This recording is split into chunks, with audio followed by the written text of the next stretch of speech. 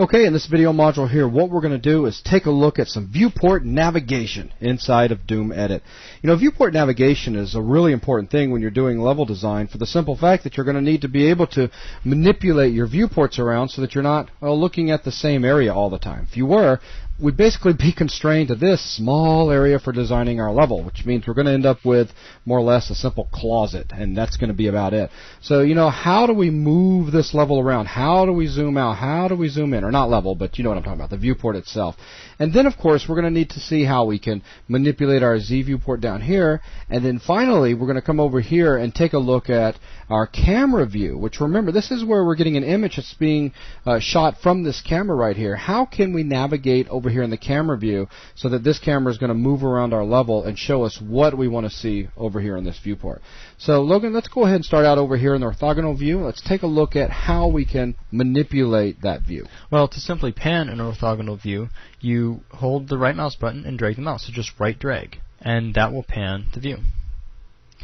To zoom in and out on a view, the easiest way to do it is to simply scroll the mouse wheel up and down. Scroll up will zoom in, scroll down will zoom out. Now, if you need different keys or you still don't have a mouse with a wheel, you can always use Insert and Delete. Insert will zoom in and Delete will zoom out. Okay. So, I mean, that's really all the basics of what you need to do in an orthogonal view. It's just move it and get closer or farther away from objects. Okay. Now, the Z view, the same would make sense. You still need to be able to move it around and you still want to be able to zoom. To pan is the same as an orthogonal view. You simply hold the right mouse button and then move up and down. That will pan along your Z axis. It's more or less just taking us to different elevations. Right. Now, to zoom this guy, the normal zoom controls affect only the orthogonal view. To zoom specifically the Z-axis view, you have to hold Control and use Insert and Delete. Otherwise, if you just did Insert and Delete, your orthogonal view is going to zoom. So, I mean, very simple and very similar to the orthogonal views. How about the mouse wheel? The mouse wheel is specific to orthogonal. If you're on, even if you're on Z, no, you can't zoom in. You have to use Control Insert and Control Delete. Just want to make sure our viewers saw that. So now we move into the camera view.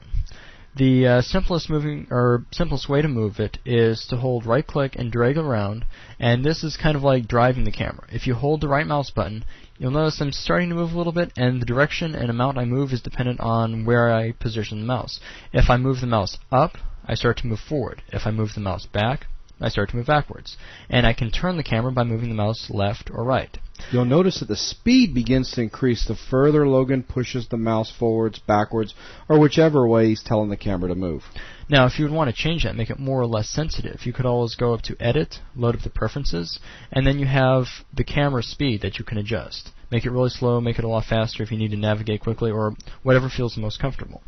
Now, of course, notice we had it pretty slow, because it's easy if you have that thing turned up really fast to just quickly click and all of a sudden you're looking somewhere else. Yeah, somewhere far, far away. So just be careful with that. Now, of course, that becomes important if you are dealing with a much larger level and you need to get across great distances. But in just a second, we're going to talk about other ways to get across great distances. Okay, so we've seen moving the cameras forwards and backwards and turning it. Now, what if we wanted to move it up or down or simply slide it left and right instead of turning it? To do that, we'll hold Control and then right drag in the camera view. And this will allow us to basically reposition it along an imaginary 2D plane where we can move up and down and left and right. Now, this is a little different than normal driving in that no matter where you click, the moment you click it stays still, and it's how much you move the mouse in a given direction that the view moves. Right. So that's pretty much the navigation we can use, or that we can do with just the mouse. We have some keyboard-only controls if you that you might want to use. The basic forward, backward, left, and right can be accomplished with the arrow keys. Tapping forward, backward, left, right will move the camera in increments, like so. So you can basically accomplish the same movement just with a little bit less accuracy. So that's the type of movement we've already seen. Here's one that you'll need to have access to that we can't do easily with the mouse, is to adjust the camera's pitch and look up or down. To look up, you hit A, and you'll start to look up, and Z will move you back down. So A and Z is pitch the camera up and down. The other possible controls we have are C and D, which will actually move the camera up and down, kind of like panning with the mouse. And we have comma and period, which will slide left and right, again, like panning. So, I mean, that pretty much covers. Is there a way to reset it if you start looking way up at a? Well, if you're working with the pitch and you want to get the pitch back perfectly level, you can hit End, and this will center the camera back out. Very nice. So one last way we can move the perspective camera is to actually drag it around in an orthogonal view. To change where the camera is looking, simply hold the middle mouse button, and the camera will try to look at wherever your mouse is as you drag around. So this way you can, if you know an object exists in your level, you can point right at it and see what that object is. Now you can also move the camera in an orthogonal view. Hold Control and then middle mouse somewhere, and the camera will be snapped to wherever your mouse is, and then follow it as you drag around. And the nice thing about this is if you have a very large level and you want to get from one side all the way over to the other quickly, you can just navigate your orthogonal view all the way over to the other side, then Control, middle click, boom, and your mouse and your camera's right there. Just click and immediately snap the camera to any location you can see in an orthogonal view. So yeah, that's very convenient.